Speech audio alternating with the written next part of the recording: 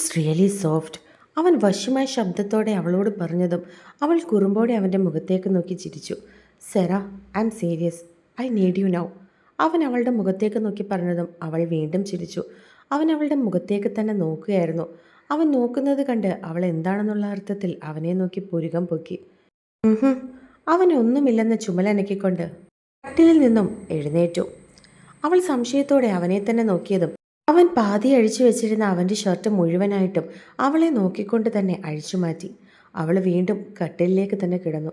അവനും അവളെ നോക്കി ചിരിച്ചുകൊണ്ട് അവളിലേക്ക് അമർന്നു. അവൾ ഇരു കൈകൾ കൊണ്ടും അവനെ വലിഞ്ഞു മുറുക്കി.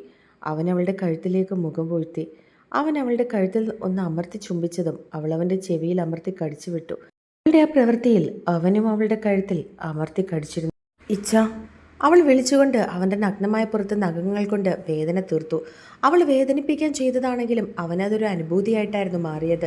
അവൻ പതിയെ അവളുടെ കഴുത്തിൽ നുണഞ്ഞു തുടങ്ങി. അവളുടെ വേദനയ്ക്ക് മറുമരുന്നെന്ന പോലെ അവൾ അവൻ്റെ പ്രവൃത്തിയിലൊന്ന് മൂളി. അവൻ അവളുടെ കഴുത്തിൽ മുഴുവൻ ചുണ്ടുകൾ ചേർത്ത് നുണഞ്ഞു. അവളുടെ കഴുത്ത് അവൻ്റെ ഉമിനീരിനാൽ കുതിർന്നു. അവൻ പതിയെ അവളുടെ കഴുത്തിടുക്കിൽ നിന്ന് മുഖമുയർത്തി അവളെ നോക്കി. അവൾ അപ്പോഴും കണ്ണുകൾ ഇറുക്കിയടച്ച് കിടക്കുകയായിരുന്നു. അത് കണ്ടതും അവൻ അവളുടെ നെറ്റിയിലൊന്ന് അമർത്തി ചുംബിച്ചു. അവൾ കണ്ണുകൾ തുറന്ന് വീണ്ടും നോക്കി. അത് കണ്ട് അവൻ അവളുടെ ഇരു കവളിലും കണ്ണിലും ചുണ്ടുകൾ ചേർത്തു. അവൾ അവൻ്റെ മുഖം കയ്യിലെടുത്തു. അവൻ സംശയത്തോടെ നോക്കിയതും അവൾ അവൻ്റെ കവളിൽ മുഴുവൻ ചുണ്ടുകൾ ചേർത്തിരുന്നു. അവൻ അവളുടെ തലയ്ക്ക് അടിയിലായിട്ട് അവൻ്റെ കൈകൾ താങ്ങി വെച്ചു. പിന്നെ അവളുടെ മുഖത്തേക്ക് നോക്കി. കിസ്മി. അവൾ അവൻ്റെ കണ്ണുകളിലേക്ക് നോക്കി പറഞ്ഞതും അവൻ അവളുടെ ചുണ്ടുകളിലേക്ക് ചുണ്ടുകൾ ചേർത്തിരുന്നു. അവൾ അവൻ്റെ തലമുടിയിൽ പിടിമുറുക്കി. അവൻ അവളുടെ കീഴ്ചുണ്ടും മേൽചുണ്ടും വന്യമായി നുണഞ്ഞു. അവയെ നുണയുമ്പോൾ അവളുടെ ചുണ്ട് തൻ്റെ മുഖത്തു നിന്നും കടിച്ചെടുക്കുകയാണോ എന്ന് പോലും അവൾക്ക് തോന്നി. അതുപോലെയായിരുന്നു അവൻ്റെ വന്യമായ ചുംബനം. അവൻ്റെ പ്രവൃത്തിയിൽ അവളുടെ ശരീരം ഉയർന്നു പൊങ്ങി. ഇച്ഛായ. അവളുടെ ചുണ്ടുകൾ പുലമ്പി. അവൻ നോക്കുന്നത് കണ്ടതും അവൾക്ക് നാണം വന്നു. അവൾ അവനെ നോക്കാതെ തന്നെ മുഖം മാറ്റി. അത് കണ്ടതും അവൻ ചിരിച്ചു. അവൻ്റെ മുഖം അവളിൽ അമർന്നു. വീണ്ടും വീണ്ടും അവൻ അവളെ ചുംബിച്ചു. പല്ലുകൾ കൊണ്ട് വേദനിപ്പിച്ചു. കൈകൾ കൊണ്ട് അവളെ തലോടിക്കൊണ്ടിരുന്നു. അവൻ്റെ ആ പ്രവൃത്തിയിൽ തന്നെ അവൾ വിവശയായി തുടങ്ങി. ചുണ്ടിനെ സ്വതന്ത്രമാക്കി അവൻ അവളുടെ നഗ്നമായ വയറ്റിൽ ചുണ്ടുകൾ ചേർത്തു. അവളുടെ നാവിച്ചുഴിയിൽ അമർത്തി ചുംബിച്ചു. അവളുടെ വയറ്റിൽ മുഴുവൻ ചുണ്ടുകൾ ചേർത്ത് അവൻ അവളെ തിരിച്ചു കിടത്തി. ഇച്ഛ, അവൾ കുറുമ്പോടെ വിളിച്ചു. അവൻ അവളുടെ നടുവിൻ്റെ അവിടെ നിന്ന് മുകളിലേക്ക് അവൻ്റെ ചുണ്ടുകൾ ചലിപ്പിച്ചു. ഓരോ തവണ അവൻ്റെ ചുണ്ടുകൾ അവിടെ പതിയുമ്പോൾ അവൾക്ക് ഇക്കിളിയായിരുന്നു. അവൻ്റെ ചുംബനം ഒടുവിൽ അവളുടെ പിൻകഴുത്തിലെത്തി നിന്നു. ഇച്ചായ, അവൾ കുറുമ്പോടെ വിളിച്ചു. സെറ. അവൻ തിരികെ പതിയെ വിളിച്ചു. അവൾ കണ്ണുകൾ തുറക്കാതെ തന്നെ മൂളി. അവൻ അവളിലെ ഓരോ അണുവിനെയും ചുംബിച്ചു. അതറിഞ്ഞതും കണ്ണുകൾ തുറക്കാതെ തന്നെ അവളുടെ ചുണ്ടിൽ പുഞ്ചിരി വിരിഞ്ഞിരുന്നു. പതിയെ അവൻ കൈകൾ കൊണ്ട് അവളുടെ ശരീരത്തിൽ വിരലൊഴിച്ചു. അതിൻ്റെ പ്രതിഫലനമെന്ന പോലെ അവളുടെ ശരീരത്തിലുണ്ടായിരുന്ന ഓരോ രോമകൂപങ്ങൾ പോലും എഴുന്നേറ്റു. അവൻ വീണ്ടും അവളുടെ വയറ്റിലൊന്ന് ചുണ്ടുകൾ ചേർത്തുകൊണ്ട് താഴേക്കിറങ്ങി. നിമിഷങ്ങൾ കടന്നുപോയി. ഒടുവിൽ ഒന്നുകൂടി അവൻ അവളെ പൂർണ്ണമാക്കിയിരുന്നു. ഇച്ഛ, വെള്ളം. അവൻ്റെ ചുണ്ടുകൾ ഏർപ്പെട്ട ഏതോ നിമിഷത്തിൽ അവൾ പുലമ്പി. സെറ. അവൻ പതിയെ വിളിച്ചുകൊണ്ട് അവളുടെ ശരീരത്തിൽ തഴുകി. ഇച്ഛായ, വെള്ളം. അവൾ അവനെ നോക്കി പറഞ്ഞതും അവൻ താഴെ കിടന്ന മുണ്ടെടുത്ത് ഉടുത്തുകൊണ്ട് എഴുന്നേറ്റു. പിന്നെ അടുക്കളയിലേക്ക് ചെന്ന് ഒരു കുപ്പി വെള്ളം എടുത്തിട്ട് വന്നു. അവൾ അപ്പോഴേക്കും പുതപ്പെടുത്ത് പുതച്ചുകൊണ്ട് കട്ടിലിൽ എഴുന്നേറ്റിരുന്നു. ദാഹിച്ചു പോയ പെണ്ണെ. വെള്ളം കുടിക്കുന്നത് കണ്ട് അവൻ കുസൃതിച്ചിരിയോട് ചോദിച്ചു. മനുഷ്യനെ വെള്ളം കുടിപ്പിക്കാൻ. അവൾ വെള്ളം കുടിക്കുന്നതിനിടയിൽ അവനെ നോക്കി പറഞ്ഞു. അത് കേട്ട് അവൻ ചിരിച്ചു. ഡോ ക്രിസ്റ്റി, നിനക്ക് ഇന്നും എന്നോട് കാമം മാത്രമായിരുന്നോ? അവൾ അവൻ്റെ മുഖത്തേക്ക് നോക്കി കപടദേഷ്യത്തോട് ചോദിച്ചതും അവൻ ചിരിയോടെ അവളുടെ അടുത്തേക്കിരുന്നു. പിന്നെ അവളെ എടുത്ത് തൻ്റെ മടിയിലേക്കിരുത്തി. അവൾ സംശയത്തോടെ അവനെ നോക്കി. നിനക്കെന്താ തോന്നിയത്? അവൻ അവളുടെ മുഖത്തേക്ക് നോക്കി ചോദിച്ചു. പറയട്ടെ, അവൾ ചിരിയോടെ തിരികെ ചോദിച്ചു. നീ പറയേ പെണ്ണേ. അവൻ അവളുടെ മൂക്കിൽ പിടിച്ച് വലിച്ചുകൊണ്ട് പറഞ്ഞു. ഇന്ന് ഞാൻ ഇച്ചായൻ്റെ മുഖത്ത് കണ്ടത്. അവൾ ബാക്കി പറയാതെ നിർത്തി. കണ്ടത്? അവൻ അവളെ നോക്കി പുരികം പൊക്കി. അവൾ അവൻ്റെ ചെവിക്കരികിലേക്ക് മുഖം അടുപ്പിച്ചു. ഇന്ന് ഞാൻ ഇച്ചായനിൽ കണ്ടത് എന്നോടുള്ള കാമത്തിൽ കലർന്ന വന്യമായ പ്രണയമാണ്. ക്രിസ്റ്റിയുടെ സേറയോടുള്ള തീവ്രമായ പ്രണയം. And intense love. അവൾ പറഞ്ഞുകൊണ്ട് അവൻ്റെ കവളിലൊന്ന് അമർത്തി ചുംബിച്ചു.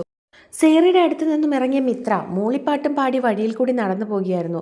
പെട്ടെന്നാണ് ഒരു കാർ അവളുടെ മുൻപിൽ കൊണ്ടുവന്ന് സഡൻ ബ്രേക്ക് ഇട്ട് നിർത്തിയത്. പെട്ടെന്നൊന്ന് പേടിച്ചു പോയെങ്കിലും അത് ആരുടെ കാറാണെന്ന് അവൾക്ക് അറിയാവുന്നത് കൊണ്ട് തന്നെ അവൾ പുച്ഛത്തോടെ അതിനെ മറികടന്ന് പോകാൻ തുടങ്ങി. അവൻ കാറിൽ നിന്നും ഇറങ്ങി മുണ്ടൊന്ന് മടക്കി കുത്തി. പിന്നെ കാലുകൊണ്ട് ഡോർ അടച്ചിട്ട് അവളുടെ അടുത്തേക്ക് ചെന്നു. പിന്നെ അവളുടെ മുൻപിലേക്ക് കയറി നിന്നു. അവൻ തൻ്റെ മുൻപിൽ വന്ന് നിൽക്കുന്നത് അറിഞ്ഞതും അവൾ മുഖമുയർത്തി അവനെ നോക്കി. അവൻ്റെ മുഖത്ത് ദേഷ്യമായിരുന്നു. അത് കണ്ട് അവൾക്ക് ചെറുതായൊന്ന് ഭയം തോന്നിയെങ്കിലും അവൻ്റെ മുൻപിൽ അത് കാണിക്കാതെ അവളും കൈകൾ മാറിൽ കെട്ടിക്കൊണ്ട് അവനെ തന്നെ നോക്കി നിന്നു. നീ ഒറ്റയ്ക്ക് എവിടെ പോയതാ? അവൻ സംശയത്തോടെ അവളുടെ മുഖത്തേക്ക് നോക്കി ചോദിച്ചു. അതെന്തിനാ ഇപ്പോൾ ഗിരിയേട്ടൻ അറിയുന്നത്? അവളും തിരികെ അവനോട് ചോദിച്ചു. അതറിയാനുള്ള അവകാശം എനിക്കില്ലേ? അത് കേട്ട അവൻ അവളോട് ചോദിച്ചു. എന്തവകാശം? അവൾ പുരികം പൊക്കി. ഒരവകാശവും ഇല്ലേ? അവൻ വീണ്ടും ചോദിച്ചു. എൻ്റെ അറിവിൽ ഞാൻ എവിടെ പോയി, എന്തിനു പോയി എന്നൊക്കെ അറിയാനുള്ള അവകാശം എൻ്റെ അച്ഛനും അമ്മയ്ക്കും മാത്രമേ ഉള്ളൂ.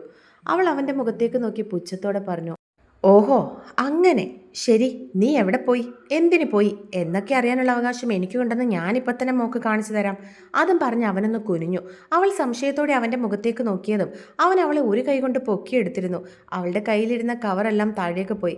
വിട്, എന്താ ഗിരിയേട്ടൻ നീ കാണിക്കുന്നേ? എന്നെ വിടാൻ. ആവശ്യമില്ലാത്തത് കാണിക്കരുത് കേട്ടോ, അവൾ ദേഷ്യത്തോടെ അവൻ്റെ പുറത്ത് അടിച്ചുകൊണ്ട് പറഞ്ഞു. എന്നാൽ അവൻ അതൊന്നും ശ്രദ്ധിക്കാതെ അവളെയും കൊണ്ട് കാറിനടുത്തേക്ക് ചെന്നു. ഒരു കൈ കൊണ്ട് ഡോർ തുറന്നിട്ട് അവളെ അതിലേക്ക് കയറ്റിയിരുത്തി. ഇവിടെ നിന്ന് അനങ്ങിയ നോക്കിക്കോ, അവൻ അവളുടെ നേരെ കൈകൾ ചൂണ്ടി ദേഷ്യത്തോടെ പറഞ്ഞതും അവൻ്റെ മുഖം കണ്ട് അവൾക്ക് ഭയം തോന്നി. അവൾ അറിയാതെ തന്നെ അവനെ നോക്കി തലയാട്ടി. അവൻ ഡോർ അടച്ചിട്ട് വഴിയിൽ കിടന്ന അവളുടെ കവറും മറ്റും എടുത്തിട്ട് ഡ്രൈവർ സീറ്റിലേക്ക് ചെന്ന് കയറി. പിന്നെ കവറൊക്കെ പുറകിലേക്ക് ഇട്ടിട്ട് അവളുടെ മുഖത്തേക്കൊന്ന് നോക്കി. അവളും അവൻ്റെ മുഖത്തേക്ക് നോക്കി. എന്താടി? അവൾ നോക്കുന്നത് കണ്ട് അവൻ ദേഷ്യത്തോട് ചോദിച്ചു. എന്നെ എവിടേക്ക് കൊണ്ടുപോവാ? അവൾ തിരികെ അവനോട് തിരക്കി. കൊല്ലാൻ കൊണ്ടുപോകുന്നു, അവൻ പുച്ഛത്തോടെ അവളുടെ മുഖത്തേക്ക് നോക്കി പറഞ്ഞു. അത് കേട്ടതും അവൾ സംശയത്തോടെ അവനെ നോക്കി. കുറച്ചു മുമ്പ് നീ പറഞ്ഞല്ലോ എന്തോ അവകാശത്തിൻ്റെ കാര്യം. ആ അവകാശം എന്താണെന്ന് തെളിയിച്ചു തരാൻ ഞാൻ, അവൻ അവളെ നോക്കി പറഞ്ഞു. അവൾ സംശയത്തോടെ അവൻ്റെ മുഖത്തേക്ക് നോക്കിയതും അവൻ ഒരു കൈ വെച്ചുകൊണ്ട് അവളുടെ തല അവൻ്റെ മുഖത്തിൻ്റെ അടുത്തേക്ക് അടുപ്പിച്ചു. അവൾ കണ്ണുകൾ മിഴിച്ചുകൊണ്ട് അവൻ്റെ മുഖത്തേക്ക് നോക്കി. എന്നാൽ അവൻ്റെ കണ്ണുകൾ അവളുടെ ചുണ്ടിലായിരുന്നു. അത് മനസ്സിലാക്കി അവൾ അവൻ്റെ കയ്യിൽ നിന്നും പിടഞ്ഞു മാറാൻ ശ്രമിച്ചു. എന്നാൽ അവൻ അതിന് സമ്മതിക്കാതെ അവളെ ബലമായിട്ട് അവൻ്റെ അടുത്തേക്ക് ചേർത്ത് നിർത്തിക്കൊണ്ട് അവളുടെ ചുണ്ടിലേക്ക് ചുംബിച്ചു.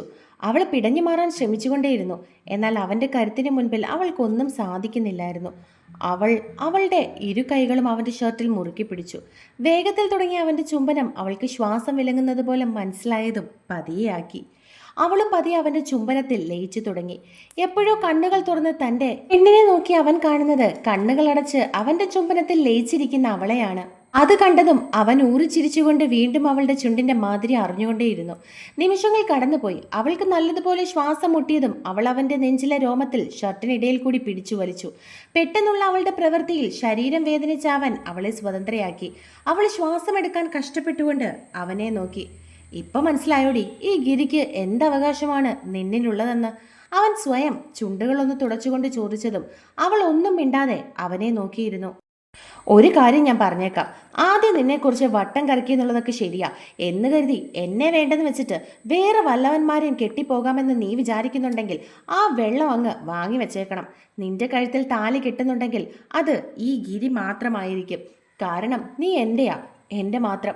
അവിടെ നിന്റെ ശരീരത്തിൻ്റെ വലിപ്പമോ ഒന്നും എനിക്കൊരു പ്രശ്നമല്ല എന്ന് കരുതി ഞാൻ നിന്നെ കളിയാക്കില്ല എന്നല്ല, ഞാൻ നിന്നെ കളിയാക്കും. നിന്നെ ദേഷ്യം പിടിപ്പിക്കാൻ ചിലപ്പോൾ ഓരോന്നൊക്കെ പറഞ്ഞൊന്നും ഇരിക്കും എന്ന് കരുതി പുറത്തു നിന്നും ഒരുത്തം വന്ന് നിന്നെ അങ്ങനെ കളിയാക്കാൻ ഞാൻ സമ്മതിക്കില്ല.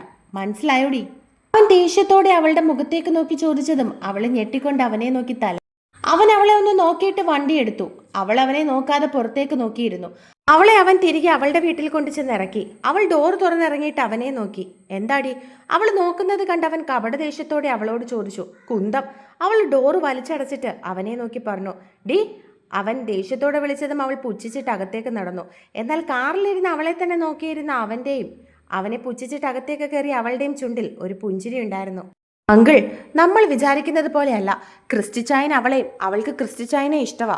നമ്മൾ ഇങ്ങനെയുള്ള ചീപ്പ് പരിപാടി നടത്തിയാൽ ഒന്നും ചെയ്യാൻ പറ്റില്ല. അവൾ ദേഷ്യത്തോടെ അയാളുടെ മുഖത്തേക്ക് നോക്കി പറഞ്ഞു. എനിക്കറിയാം അവൾക്ക് അവനെ ഇഷ്ടമായിരുന്നു എന്ന് എനിക്ക് നന്നായിട്ട് അറിയാം. പക്ഷേ അവന് തിരികെ ഇങ്ങനെയൊരു ഇഷ്ടം ഇപ്പോഴും ഉണ്ടെന്ന് ഞാൻ വിശ്വസിച്ചിരുന്നില്ല. കാരണം അവൻ്റെ മുൻപിൽ അവനെ കൊലപാതകയാക്കിയത് ഈ വീട്ടിലുള്ളവർ തന്നെയാണ്. ആ സ്ഥിതിക്ക് അതിൻ്റെ ദേഷ്യം അവൻ അവളോട് കാണിക്കുമെന്നാണ് ഞാൻ കരുതിയത്. പക്ഷെ പിന്നീട് എനിക്ക് മനസ്സിലായി അവർ തമ്മിൽ ഇഷ്ടത്തിലാണെന്ന്. അതുകൊണ്ടാണ് നിന്നെ ഞാൻ വിളിച്ചു വരുത്തിയത്. പക്ഷെ അതും പാളിപ്പോയി. സാരമില്ല, ഞാൻ ചെയ്ത തെറ്റിന് അവനെ ഇത്രയും വർഷം എനിക്ക് ജയിലിലാക്കാൻ സാധിക്കുമെങ്കിൽ അവരെ തമ്മിൽ തകർക്കാനും എനിക്കറിയാം. അയാൾ പറഞ്ഞതും അവൾ അയാളെ നോക്കി. അങ്കിളാണോ അപ്പോൾ ഇവിടുത്തെ അമ്മച്ചി അപ്പച്ചനെ? അവൾ സംശയത്തോടെ അയാളുടെ മുഖത്തേക്ക് നോക്കി ചോദിച്ചു. പിന്നല്ലാതെ എൻ്റെ മക്കളും മറ്റും അനുഭവിക്കേണ്ട ഈ കണ്ട സ്വത്തുക്കളൊക്കെ എവിടുന്നോ വലിഞ്ഞു കയറി വന്ന് അവൻ്റെ പേർക്ക് എഴുതി കൊടുക്കാൻ ഞാൻ സമ്മതിക്കണോ? അങ്ങനെ ഒരു ആലോചന രണ്ടിനും ഉണ്ടായെന്ന് അറിഞ്ഞപ്പോഴേ ഞാനതങ്ങ് ഇല്ലാതെയാക്കി. അയാൾ കുടിലമായ മുഖത്തോടെ പറഞ്ഞതും അവൾ ഞെട്ടിപ്പോയി. മിത്ര വലിയ കാര്യത്തിൽ അവനെ മനസ്സിൽ ചീത്തയും വിളിച്ചുകൊണ്ട് അകത്തേക്ക് കയറി. മിത്ര, അവളുടെ അമ്മ അടുക്കളയിൽ നിന്നും സാരിത്തലപ്പിൽ കൈകൾ തുടച്ചുകൊണ്ട് ഇറങ്ങി വന്നു. അവൾ എന്താണെന്നുള്ള രീതിയിൽ അവളുടെ അമ്മയുടെ മുഖത്തേക്ക് നോക്കി. നീ ഷോപ്പിങ്ങിന് പോയതല്ലേ? അവളുടെ അമ്മ സംശയത്തോട് ചോദിച്ചു. അതെ, എന്താ അമ്മേ? അവളും തിരികെ അവരോട് ചോദിച്ചു. അല്ല, നീ ഷോപ്പിങ്ങിന് പോയിട്ട് നിന്റെ കയ്യിൽ കവറൊന്നും ഇല്ലല്ലോ, നീ സാധനങ്ങളൊന്നും വാങ്ങിയില്ലേ? അവർ വീണ്ടും ചോദിച്ചു. വാങ്ങിയമ്മേ, ഒരു അബദ്ധം പറ്റി. എല്ലാം ഗിരിയേട്ടൻ്റെ കാറിലായിപ്പോയി. എൻ്റെ പേഴ്സും വാങ്ങിച്ച കവറുകളും സാധനങ്ങളും എല്ലാം ഏട്ടൻ്റെ കാറിലായിപ്പോയി. അവൾ അവളുടെ അമ്മയുടെ മുഖത്തേക്ക് നോക്കി പറഞ്ഞു. നീ അതിന് സേറയുടെ കൂടെ അല്ലേ പോയത്? അവർ സംശയത്തോടെ അവളെ നോക്കി ചോദിച്ചു. അതെ, സേറയെ കൂട്ടി തന്നെയാ പോയത്. അവളെ വീട്ടിലാക്കിയിട്ട് ഇങ്ങോട്ടേക്ക് വരാൻ നേരം വഴി വെച്ച് ഗിരിയേട്ടനെ കണ്ടു. ഗിരിയേട്ടനെ എന്നെ ഇവിടെ കൊണ്ടാക്കിയത്. പക്ഷെ കാറിൽ നിന്ന് സാധനങ്ങളും മറ്റുമൊക്കെ എടുക്കാൻ മറന്നുപോയി. അവൾ വിഷമത്തോടെ അവളുടെ അമ്മയുടെ മുഖത്തേക്ക് നോക്കി. ബെസ്റ്റ്, നീ എങ്കിൽ ഇപ്പം തന്നെ അവനെ വിളിച്ച് പറയേ, അവ ഇങ്ങ് കൊണ്ടുതരും. അവളുടെ അമ്മ അവളോട് പറഞ്ഞതും അവൾ തലയാട്ടി. പിന്നെ തൻ്റെ കയ്യിലിരുന്ന ഫോൺ എടുത്ത് അവൾ അവൻ്റെ മൊബൈലിലേക്ക് വിളിച്ചു. 2-3 തവണ വിളിച്ചതിന് ശേഷമാണ് അവൻ ഫോൺ എടുത്തത്. എൻ്റെ ഡ്രസ്സും പേഴ്സും ഒക്കെ കാറിലുണ്ട്, അതൊന്ന് കൊണ്ടുത്താ. അവൾ ഹലോ പോലും പറയാതെ അവൻ ഫോൺ എടുത്ത പാടെ അവനോട് പറഞ്ഞു. അവൾ പറയുന്നത് കേട്ടതും അവൻ കാറിൻ്റെ പുറകിലേക്ക് നോക്കി. അവിടെ അവളുടെ പേഴ്സും കവറും ഒക്കെ ഇരിപ്പുണ്ടായിരുന്നു. എന്നെ ചീത്ത വിളിച്ച് എന്നോട് ദേഷ്യപ്പെട്ട് ഇറങ്ങിപ്പോയതല്ലേ? സൗകര്യമില്ല എനിക്ക് കൊണ്ടുതരാൻ. വേണമെങ്കിൽ നീ വീട്ടിൽ വന്ന് എടുത്തോണ്ട് പോയിക്കോ. ഞാൻ നിന്റെ വേലക്കാരനൊന്നുമല്ല, നിന്റെ സാധനങ്ങൾ നിന്റെ വീട്ടിൽ കൊണ്ടുതരാൻ. അവൻ പുച്ഛത്തോടെ അവളോട് പറഞ്ഞു. എൻ്റെ സാധനങ്ങൾ ഗിരിയേട്ടൻ്റെ കാറിലല്ലേ ഇരിക്കുന്നത്, അപ്പോൾ ഗിരിയേട്ടന് അത് ഇങ്ങോട്ട് കൊണ്ടു തന്നാലെന്താ? അവൾ പരിഭവത്തോടെ അവനോട് ചോദിച്ചു. സൗകര്യമില്ല, അത്ര തന്നെ. അവൻ പുച്ഛിച്ചുകൊണ്ട് പറഞ്ഞ് ഫോൺ വെച്ചു. തെണ്ടി പ്രതികാരം വീട്ടാൻ നോക്കുക. ഞാനിനി അവിടെ വരെ നടന്നു പോകണമല്ലോ. സേറ ഉണ്ടായിരുന്നെങ്കിൽ മിണ്ടിയും പറഞ്ഞെങ്കിലും അവിടെ പോകായിരുന്നു. ഇതിപ്പം ഞാൻ തന്നെ ഒറ്റയ്ക്ക് നടന്നു പോകണം. ഏത് നേരത്താണോ എന്തോ ദേഷ്യപ്പെട്ട് കാറിൽ നിന്ന് ഇറങ്ങി വരാൻ തോന്നിയത്. അതുകൊണ്ടെല്ലാം മറന്നു വെച്ചു. അവൾ സ്വയം മനസ്സിൽ ചിന്തിച്ചു. എന്തു പറഞ്ഞു മോളെ, ഗിരിയെല്ലാം കൊണ്ടുവരുമോ?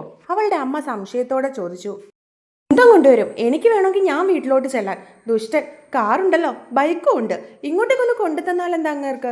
ഇനി ഞാൻ അവിടെ വരെ വെയിലത്ത് പോവണ്ടേ? അവൾ പരിഭവത്തോടെ അവളുടെ അമ്മയുടെ മുഖത്തേക്ക് നോക്കി പറഞ്ഞു. അത് കേട്ട് അവളുടെ അമ്മയ്ക്ക് ചിരിയാണ് വന്നത്. അവൻ അവളെ വിട്ട് വട്ടം കറപ്പിക്കുകയാണെന്ന് അവർക്ക് മനസ്സിലായി. നീ വിഷമിക്കാതിരിക്കെ, ഞാൻ അവനെ വിളിച്ച് പറയാം സാധനങ്ങൾ ഇങ്ങോട്ടേക്ക് കൊണ്ടുവരാൻ. അവളുടെ വിഷമം കണ്ട് അവളുടെ അമ്മ അവളുടെ മുഖത്തേക്ക് നോക്കി പറഞ്ഞു. അമ്മ ഒന്ന് പറഞ്ഞു നോക്കിക്കേ. അവളും അവരുടെ മുഖത്തേക്ക് നോക്കി പറഞ്ഞതും അവർ ചിരിച്ചുകൊണ്ട് അവരുടെ മൊബൈൽ കയ്യിലെടുത്തു. പിന്നെ അവൻ്റെ നമ്പറിലേക്ക് വിളിച്ചു. മോനെ ഗിരി. ഓ പറയമേ, അവൻ സ്നേഹത്തോടെ പറഞ്ഞു. മോനെ, അവളുടെ ഡ്രസ്സൊക്കെ ഒന്ന് കൊണ്ടു കൊടുക്ക്. അവളിനി അവിടെ വരെ അതിനായിട്ട് നടന്നു വരണ്ടേ? അവർ അവനോട് പറഞ്ഞു. ഇല്ലമ്മേ, അവൾ വരട്ടെ. എന്നോട് ദേഷ്യപ്പെട്ട് ചവിട്ടിത്തുള്ളി കാറിൽ നിന്ന് ഇറങ്ങിപ്പോയതല്ലേ, അവൾ വീട്ടിൽ വന്ന് എടുത്തോണ്ട് പോകട്ടെ. എന്തോ മോനെ, അവർ ചിരിയോടെ ചോദിച്ചു. വരട്ടമ്മേ, ഞാൻ സമ്മതിച്ചില്ലെന്ന് അമ്മ പറഞ്ഞാൽ മതി. അവളെ അമ്മയ്ക്ക് കാണണമെന്ന് പറഞ്ഞിരുന്നു. അവൾ വരട്ടെ, തിരിച്ച് ഞാൻ കൊണ്ടാക്കിക്കോളാം. അവൻ ചിരിച്ചുകൊണ്ട് പറഞ്ഞു. ശരി ശരി. അവർ ചിരിയോടെ പറഞ്ഞുകൊണ്ട് ഫോൺ വെച്ചു. എന്തു പറഞ്ഞമ്മ, കൊണ്ടുതരുവോ? അവൾ ദയനീയമായി ചോദിച്ചു. നീ ചെല്ലണമെന്ന് അവൻ പറയുന്നേ. നീ അവനോട് വഴക്കുണ്ടാക്കിയിട്ടാണോ ഇറങ്ങി വന്നേ? അവർ സംശയത്തോടെ അവളെ നോക്കി. അതിനവളാണെന്നുള്ള രീതിയിൽ അവരെ നോക്കി തലയാട്ടി. അല്ല, എന്തിനാ ഇപ്പം രണ്ടും കൂടി വഴക്കുണ്ടായത്? അവർ ചിരിച്ചുകൊണ്ട് അവളോട് ചോദിച്ചതും കുറച്ചു മുമ്പേ നടന്ന നിമിഷങ്ങൾ അവളുടെ മനസ്സിൽ കൂടി കടന്നുപോയി. അതോർത്തതും അവളുടെ മുഖം നാണം കൊണ്ട് ചുവന്നു. നീ എന്താ തനിയിരുന്ന് ചിരിക്കുന്നേ? അവൾ ചിരിക്കുന്നത് കണ്ട് അവർ സംശയത്തോടെ ചോദിച്ചു. അമ്മയുടെ ഗിരിമോന് പ്രാന്ത്. ഞാൻ പോയി എൻ്റെ സാധനങ്ങൾ എടുത്തിട്ട് വരാം. അവൾ അതും പറഞ്ഞ് എഴുന്നേറ്റു. പിന്നെ അടുക്കളയിൽ പോയിട്ട് ഫ്രിഡ്ജ് തുറന്ന് തണുത്ത വെള്ളം കുടിച്ചിട്ട് ഇറങ്ങി. കഷ്ടം തന്നെ, 2 എണ്ണവും കണക്കാ. ഇതുങ്ങൾ തമ്മിൽ കെട്ടിയ എന്താവോ എന്തോ. അവനെ പ്രാങ്കിക്കൊണ്ട് പോകുന്നത് കണ്ടതും അവർ ആരോടെന്നില്ലാതെ പറഞ്ഞു. തൻ്റെ ചുണ്ടിൽ എന്തോ തണുപ്പറിഞ്ഞതും അവൾ മയക്കത്തിൽ നിന്നും കണ്ണുകൾ തുറന്നു. അവൻ്റെ ചുണ്ടുകൾ തൻ്റെ മുഖത്താണെന്ന് അറിഞ്ഞതും അവൾ അവൻ്റെ പുറത്ത് തല്ലി. It's really awesome taste. അവൻ അവളുടെ മുഖത്തേക്ക് നോക്കി പറഞ്ഞു. അയ്യേ, വൃത്തികെട്ട ചെറുക്കൻ. അവൾ അവൻ്റെ മുഖത്ത് ചെറുതായി തല്ലി. ഇത് വൃത്തികേടാണോ സേറ? ആണോ? അവൻ അവളെ കളിയാക്കിക്കൊണ്ട് ചോദിച്ചു. അല്ലേ? അവളും തിരികെ ചോദിച്ചു. എനിക്ക് തോന്നുന്നില്ല. ആണോ? അവൻ ചിരിയോടെ പുരികം പൊക്കി. അയ്യേ, ഈ ഇച്ചായൻ എന്തൊക്കെയാ പറയുന്നേ? അങ്ങോട്ട് മാറിക്കേ, ഞാൻ പോയി കുളിക്കട്ടെ. അവൾ അവനെ തള്ളി മാറ്റി അവിടെ നിന്നും എഴുന്നേൽക്കാൻ ശ്രമിച്ചുകൊണ്ട് പറഞ്ഞു. എടി പെണ്ണെ, ഇവിടെ കിടക്കും, നമുക്ക് കുറച്ചും കൂടി കഴിഞ്ഞിട്ട് കുളിക്കാം. അവൻ വീണ്ടും അവളെ അവിടെ പിടിച്ച് കിടത്തിക്കൊണ്ട് പറഞ്ഞു. അവൾ എന്താണെന്നുള്ള അർത്ഥത്തിൽ അവൻ്റെ മുഖത്തേക്ക് നോക്കി. സെറ, ഞാനൊരു കാര്യം ചോദിച്ചാൽ നീ സത്യം പറയോ? അവൻ അവളോട് ചോദിച്ചു. പറയാലോ, എന്താ? ഇത്രയും വർഷം നീ എനിക്ക് വേണ്ടി തന്നെ കാത്തിരുന്നതാണോ? അതോ നിന്നെ ആരും പ്രേമിക്കാൻ വരാത്തതുകൊണ്ട് നീ ഇങ്ങനെ നിന്നു പോയതാണോ? അവൻ അവളെ കളിയാക്കിക്കൊണ്ട് കുറുമ്പോടെ ചോദിച്ചു. അതെ, ക്രിസ്റ്റിമോൻ എൻ്റെ കോളേജിൽ വന്നൊന്ന് ചോദിച്ചു നോക്ക്. ഇല്ലെങ്കിൽ മിത്രയോട് ചോദിക്ക്. എൻ്റെ കോളേജിൽ എനിക്ക് എന്തുമാത്രം ഫാൻസ് ഉണ്ടെന്ന് വെച്ചാൽ അറിയോ? എത്ര പേരാണെന്നറിയോ ഞാൻ കോളേജിൽ ചെന്ന ദിവസം മുതൽ എൻ്റെ പിറകെ നടക്കുന്നത്? എന്നിട്ട് ഒരാൾക്ക് പോലും ഞാൻ വീണിട്ടില്ല. അവൾ വലിയ കാര്യത്തിൽ അവനെ നോക്കി പറഞ്ഞു. ഹയ്യ, അത് അവന്മാർ നേരെ ചൊവ്വേ ശ്രമിക്കാത്തത് കൊണ്ടാകും. അവൻ വീണ്ടും അവളെ കളിയാക്കി. ഓ, അപ്പോൾ ഇച്ചായൻ എന്നെ വിശ്വാസമില്ല അല്ലേ? ഇപ്പോൾ ഇച്ചായൻ പറയുന്നത് ഞാൻ ഇച്ചായന് വേണ്ടി കാത്തിരുന്നതല്ല, എനിക്ക് ആരെയും പ്രേമിക്കാൻ കിട്ടാത്തത് കൊണ്ടാണ് ഞാൻ ഇത്രയും നാൾ നിന്നതെന്ന് അല്ലേ? അപ്പോൾ ശരി, എനിക്ക് 19 വയസ്സായി. എനിക്ക് 12 വയസ്സുള്ളപ്പോഴാണ് ഇച്ചായൻ പോകുന്നത്. അന്ന് മുതൽ ഇന്ന് വരെ എനിക്ക് ആരോടും ഒരു ക്രഷ് പോലും തോന്നിയിട്ടില്ല. അറിയോ? ഇച്ചായനെ ഓർക്കാത്ത ഒരു ദിവസം പോലും എൻ്റെ ലൈഫിൽ ഉണ്ടായിട്ടില്ല. അറിയോ? എന്നിട്ടും അവളുടെ കണ്ണുകൾ നിറഞ്ഞു വന്നു. എടി പെണ്ണെ, ഞാൻ വെറുതെ പറഞ്ഞതാ. നീ എന്തിനാ അതിന് കരയുന്നേ? സെറ, ഇങ്ങനൊരു പെണ്ണ് എനിക്കുള്ളത് കൊണ്ടല്ലേടി ഞാൻ ബാച്ചിലറായിട്ട് തന്നെ തിരികെ വന്നത്. അല്ലെങ്കിൽ ജയിലിൽ നിന്ന് ഞാൻ ഒരെണ്ണത്തിനെ കൊണ്ടുവരില്ലായിരുന്നോ? അവിടെ ആകുമ്പോൾ എല്ലാ വെറൈറ്റികളും ഉണ്ടായിരുന്നു. കള്ളത്തരം ചെയ്തതും കൊലപാതകം ചെയ്തവരും എന്തിനെ വേണോന്ന് കൺഫ്യൂഷൻ തന്നെയാണ്. വിതുമ്പുന്നത് കണ്ടതും അവൻ അവളെ സമാധാനിപ്പിക്കാൻ ശ്രമിച്ചുകൊണ്ട് തമാശയ്ക്ക് പറഞ്ഞു. അത് കേട്ടതും അവൾ കുറുമ്പോടെ അവൻ്റെ ശരീരത്തിൽ അടിക്കാൻ തുടങ്ങി. അവനാണെങ്കിൽ ചിരിച്ചുകൊണ്ട് അതിനെയൊക്കെ എതിർത്തു. പിന്നെ അവളെ മുറുക്കെ കെട്ടിപ്പിടിച്ചു. അവളും കരഞ്ഞുകൊണ്ട് അവനെ ചേർത്ത് പിടിച്ചു. നീ എൻ്റെ പെണ്ണല്ലേടി, അവൻ പറഞ്ഞുകൊണ്ട് അവളുടെ മുഖത്ത് അമർത്തി ചുംബിച്ചു. ആണോ? അവൾ കുറുമ്പോടെ ചോദിച്ചു. ആണടി പെണ്ണെ. അതും പറഞ്ഞവൻ കട്ടിലിൽ നിന്നും എഴുന്നേറ്റു.